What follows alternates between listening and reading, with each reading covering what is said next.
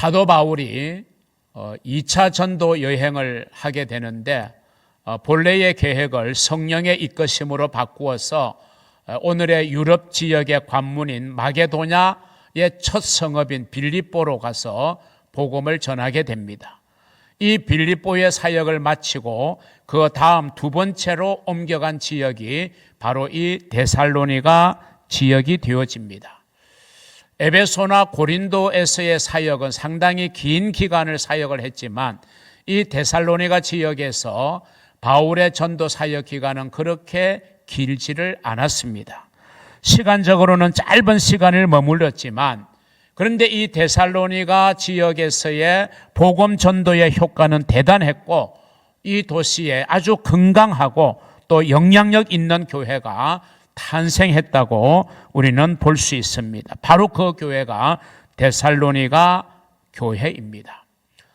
바울이 동족인 유대인들의 아주 심한 저항과 또 반대와 박해 때문에 어쩔 수 없이 이 데살로니가를 떠나서 세 번째 지역인 고린도로 가게 되는데 그 고린도에서 이 데살로니가 교회와 성도들을 생각하면서 편지를 써서 보낸 것이 바로 이 데살로니가 전서와 후서가 됩니다. 이 데살로니가서는 성서학자들에 의하면 추후 52년경에 쓰여진 것으로서 바울이 쓴 14권의 서신 가운데 제일 첫 번째로 제일 먼저 쓰여진 서신이 바로 이 데살로니가서가 되겠습니다. 오늘 이 데살로니가 교회를 통해서 배우는 건강한 교회의 모습을 세 가지로 여러분과 함께 나누고자 합니다. 그 첫 번째는 이 데살로니가 교회는 성령의 기쁨으로 말씀을 하나님의 말씀으로 받아들였다라고 하는 것, 이것이 우리가 데살로니가 교회를 통해서 배우는 첫 번째의 교훈입니다.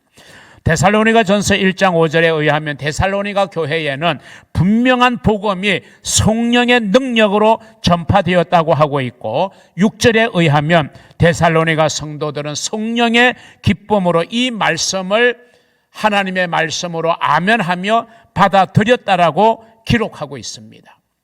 여러분, 교회는 공동체입니다. 그래서 교회 공동체가 우리가 사는 세상에도 많은 공동체들이 있습니다.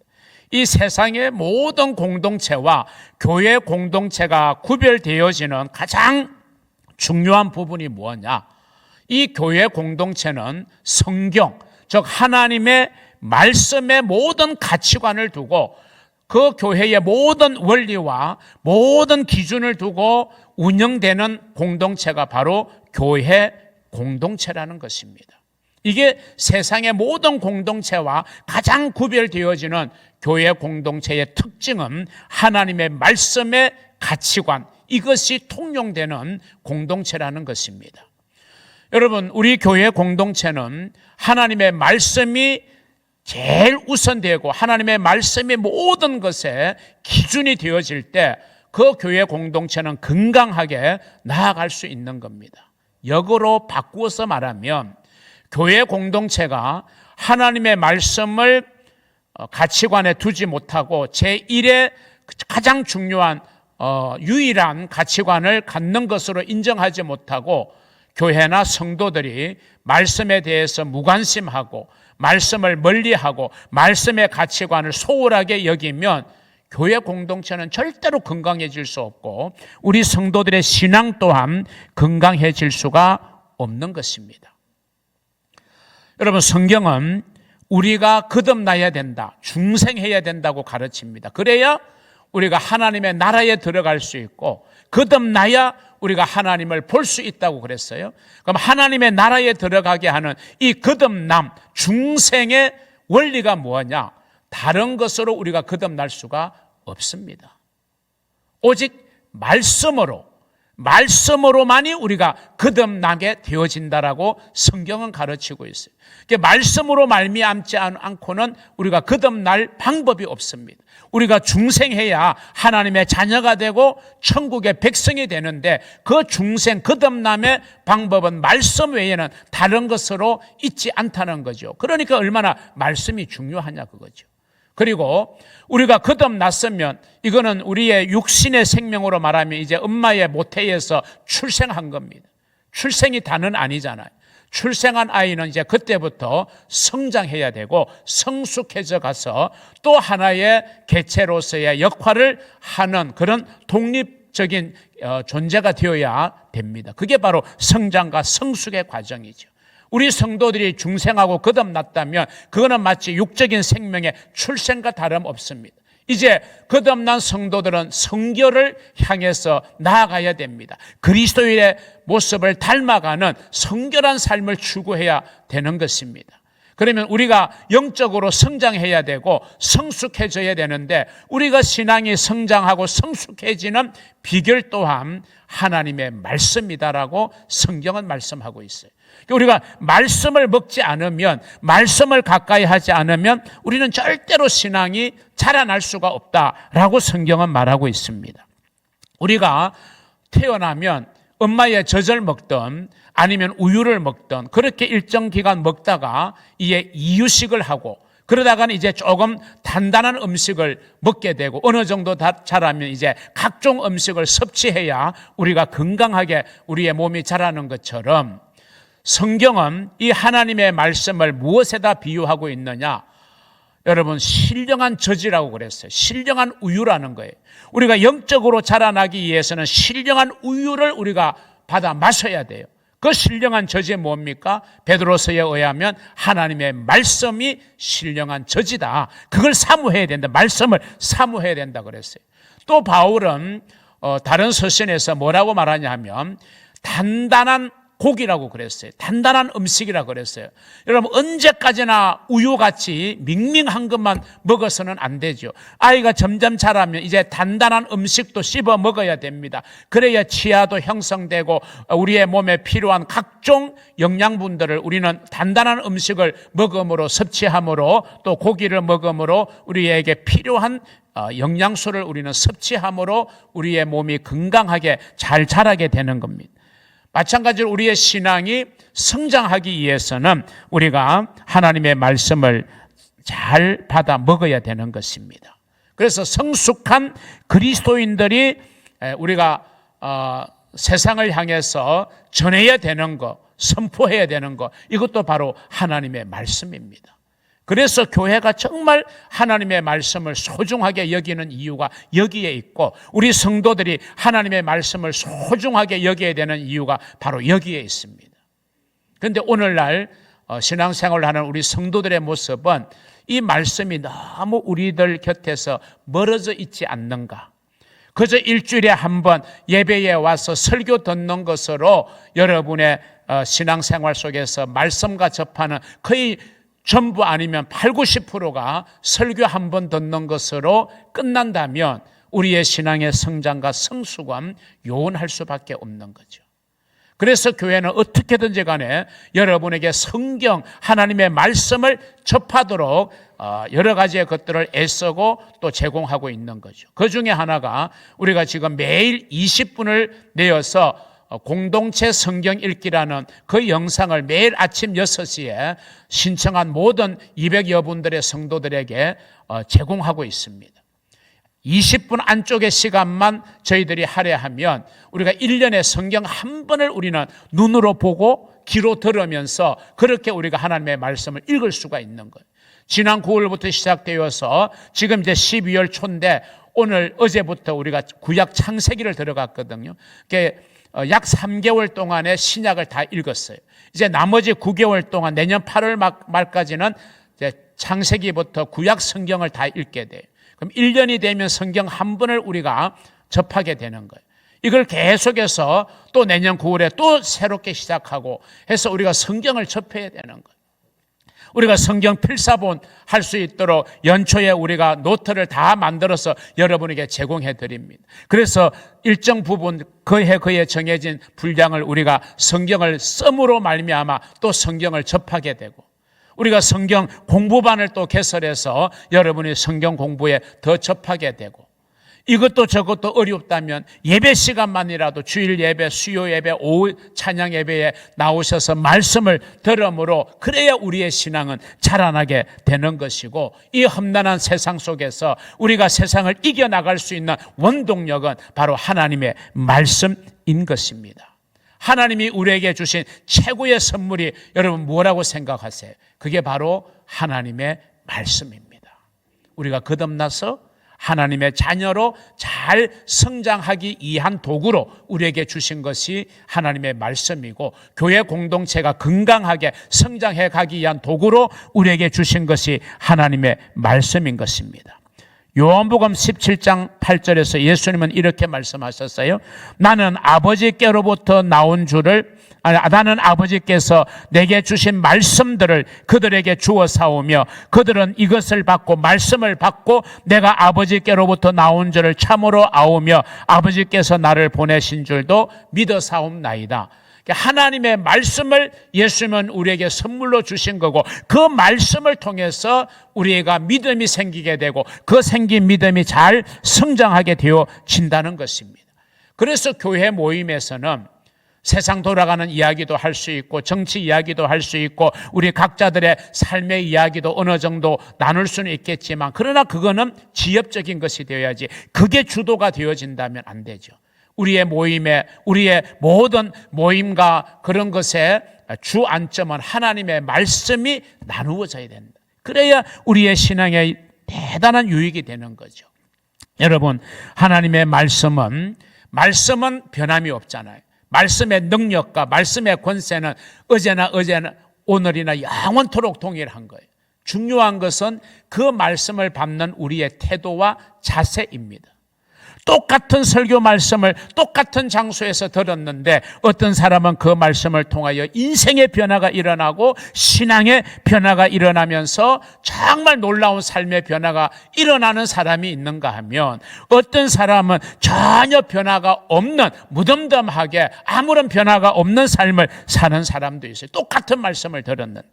결국 그 말은 뭐냐? 말씀이 문제가 아니고 그 말씀을 받아들이는 우리의 마음의 태도와 자세가 그 말씀의 능력을 경험하게 하거나 아니면 전혀 말씀의 능력을 경험하지 못하게 하는 요소가 되는 거죠. 그게 바로 예수님이 비유로 말씀하신 씨 뿌리는 비유의 말씀입니다. 여러분의 마음의 밭이 중요하다는 거죠. 길가와 같이 딱딱한 마음이냐, 굳은 마음이냐, 아니면 얇은 흙이 있는 돌밭과 같은 것이냐, 아니면 세상의 염려와 생각들로 가득 차 있는 가시덤불이 있는 밭이냐, 아니면 정말 30배, 60배, 100배의 열매를 맺을 수 있는 좋은 땅과 같은 마음의 밭이냐, 이게 중요하다는 거예요. 오늘 본문 데살로니가전서 2장 13절을 보세요. 이러므로 우리가 하나님께 끊임없이 감사함은 너희가 우리에게 들은 바 하나님의 말씀을 받을 때에 사람의 말로 받지 아니하고 하나님의 말씀으로 받음이니. 제가 부족하고 연약해도 적어도 하나님의 말씀을 연구하고 성령의 인도로 하나님의 말씀을 여러분에게 선포하는 이 말씀은 저 인간의 말로 받으면 안 되는 거예요. 하나님의 말씀으로 여러분이 받아야 그 말씀이 여러분 안에서 놀라운 역사를 일으키는 줄로 믿으시기를 주의 이름으로 축원합니다. 여러분이 하나님의 말씀을 들을 때에, 그리고 하나님의 말씀을 읽을 때에, 하나님의 말씀을 접할 때에 그 말씀을 받는 여러분의 마음밭이 좋은 마음밭이 되어져서 여러분의 삶에 이 말씀의 놀라운 역사를 통해서 여러분의 신앙이 성장하고 성숙하게 되어지기를 우리 주님의 이름으로 축원합니다. 두 번째로 우리가 데살로니가 교회를 통해서 배우는 교훈이 있다면요, 데살로니가 교회 성도들은 믿는 자들의 본이 되었다는 거예요. 믿는 자들의 모범이 되었고 모델이 되었다는 것입니다. 여러분, 오늘 우리가 이 시대를 살아가면서 느끼는 불행 중에 하나가 뭐냐 하면요, 정말 우리가 본받을 지도자가 없다는 거. 본받고 또 믿고 따르고 그래서 우리의 장래를 맡길 만한 그런 지도자를 우리는 찾기는 어렵다는 거예요. 그게 어쩌면 우리의 불행이고 아픔입니다.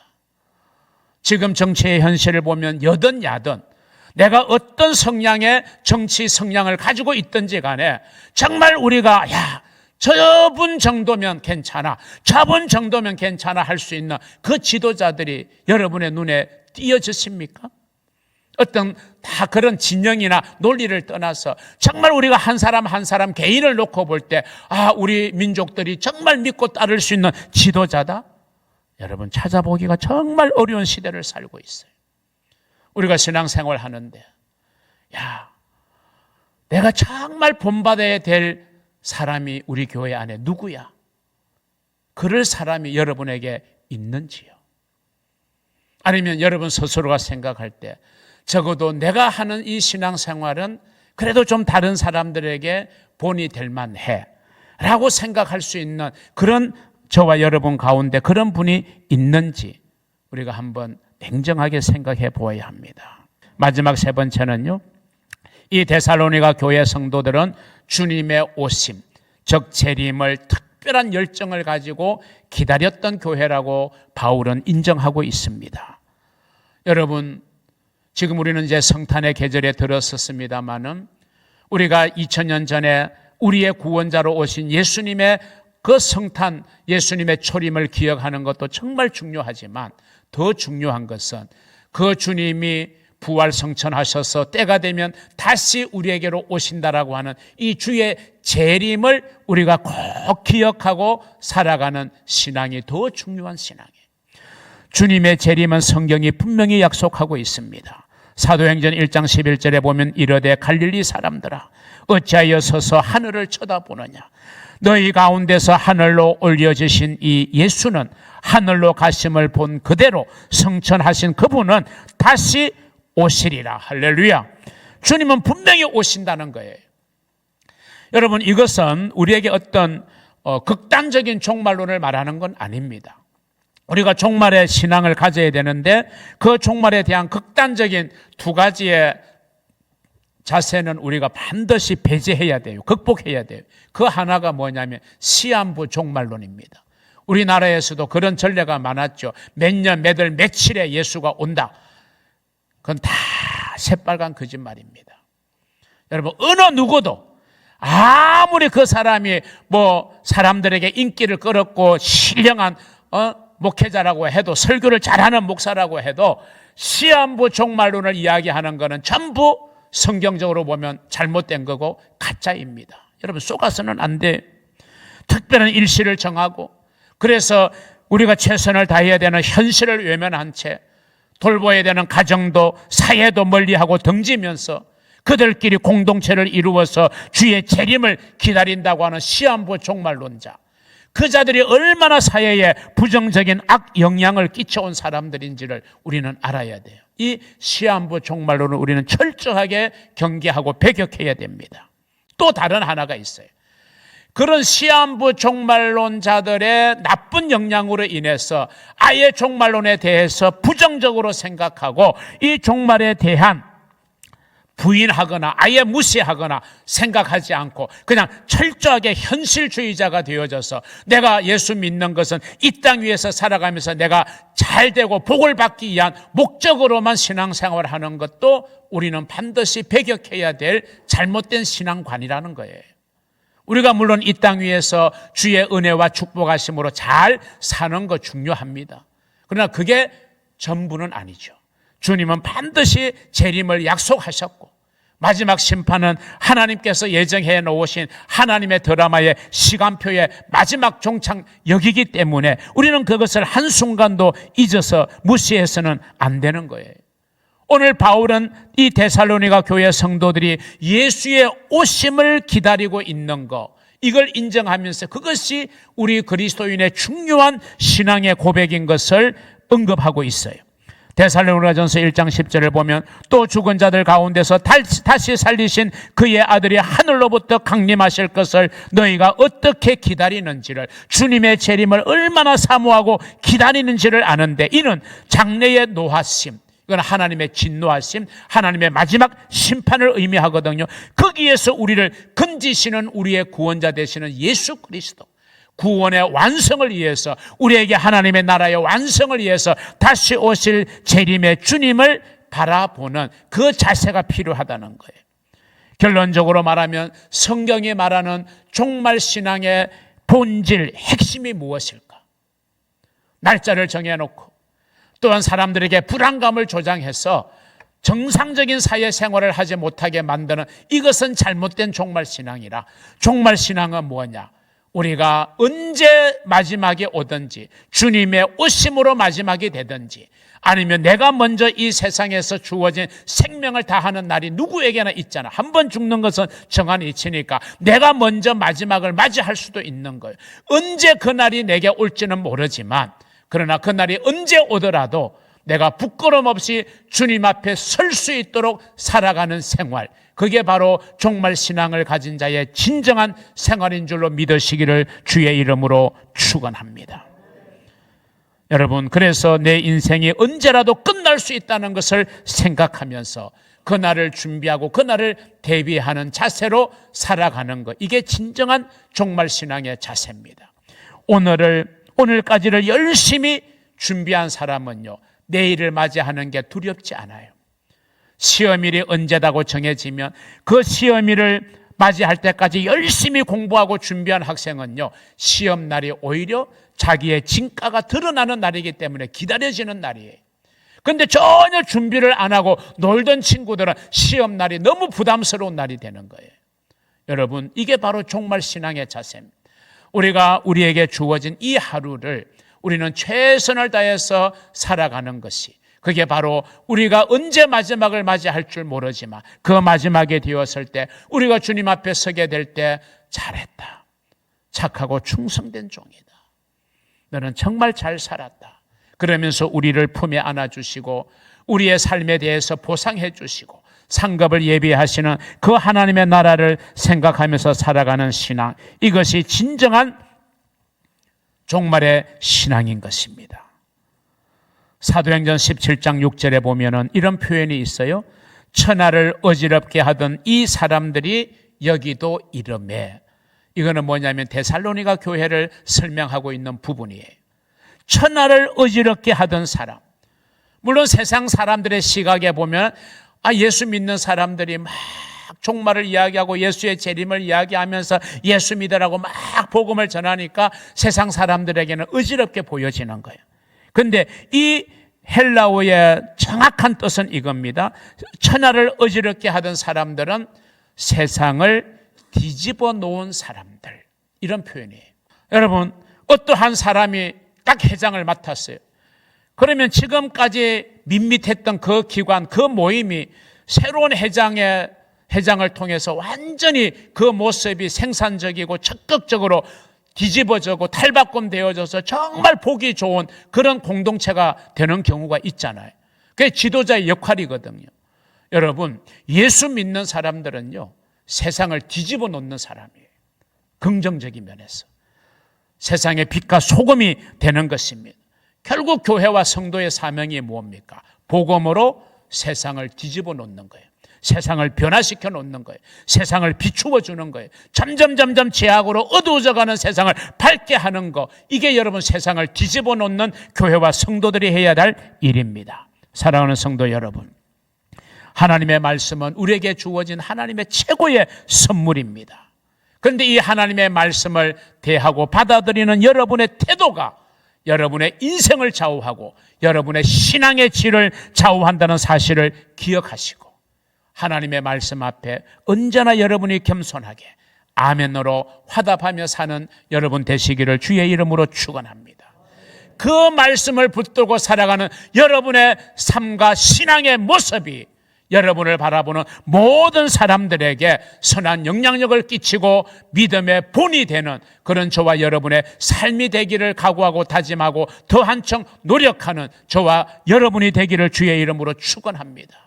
그리하여 다시 오실 재림의 주님을 소망하며 그 주님 앞에 언제 내가 서게 되더라도 부끄러움 없이 설 수 있도록 내게 주어진 이 하루를 최선을 다하여 신실하게, 진실하게, 정직하게 최선으로 살아가는 복된 성도들 되시기를 주님의 이름으로 축원합니다.